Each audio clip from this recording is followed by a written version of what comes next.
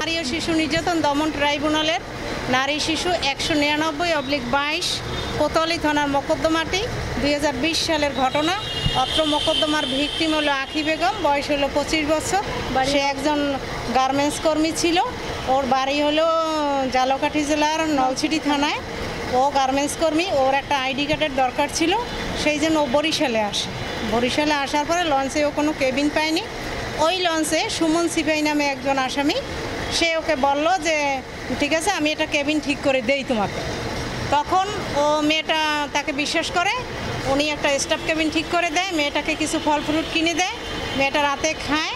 পরবর্তীতে ওই আসামি অসৎ উদ্দেশ্যে ওই রুমে ঢুকে মেয়েটাকে জোরপূর্বক ধর্ষণ করে।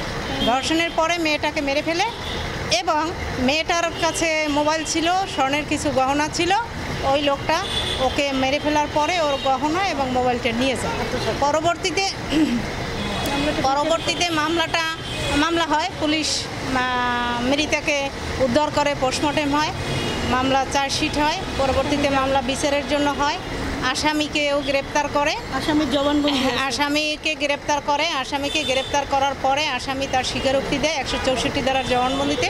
সে তার সকল অপকর্মের কথা স্বীকার করে অকপটে, এবং সে বলে যে আমি আমার যৌনকামনা চরিতার্থ করার জন্য ওকে আমি ধর্ষণ করি, পরবর্তীতে ওকে মেরে ফেলি, ওর গহনা আমি নেই, ওর মোবাইল আমি নেই, মোবাইলের সোর্সেই ওকে মূলত গ্রেপ্তার করা হয়।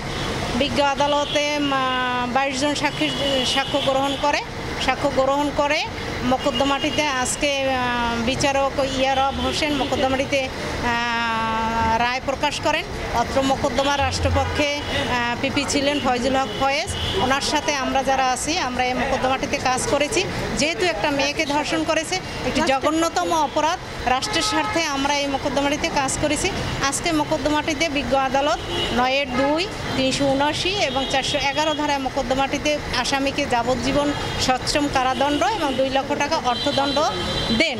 তবে আমরা এই রায়ে সন্তুষ্ট না, কারণ যেখানে আসামি তার নিজের দোষ স্বীকার করেছে এবং রাষ্ট্রপক্ষ সকল সাক্ষী দিয়ে মোকদ্দমাটি সন্দেহিতভাবে প্রমাণিত করার সক্ষম হয়েছে, তাই আমরা চাচ্ছি যে এই মোকদ্দমাটিতে ফাঁসি হইলে দৃষ্টান্তমূলক একটা শাস্তি হতো।